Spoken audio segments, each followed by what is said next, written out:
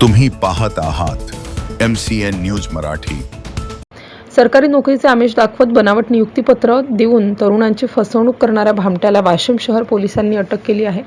या संदर्भात भगवान चांगले वानखडे यांनी दिलेल्या तक्रारीवरून आरोपी रमेश रामकृष्ण नवघरे वय 47 वर्ष राहणार पारडी जिल्हा वाशिम यांच्या विरुद्ध वाशिम पोलीस स्टेशनमध्ये अपराध क्रमांक 555/2026 कलम 318 4 336 3 4 340 340 2 341 1 2 339 338 भारतीय न्याय संहिता BNS अन्वये गुन्हा नोंद करण्यात आला।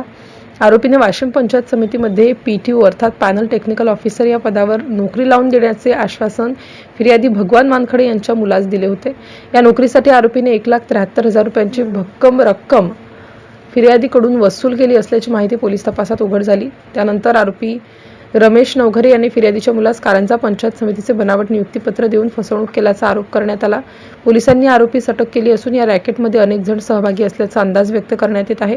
दरम्यान नागरिकांनी अशा आमिषाला बळी पडू नये, आपली फसवणूक करून घेऊ नये असे आवाहन वाशिम पोलीस प्रशासनाकडून करण्यात आले आहे। MCN न्यूज मराठीकरिता राजेश वानखडे, वाशिम।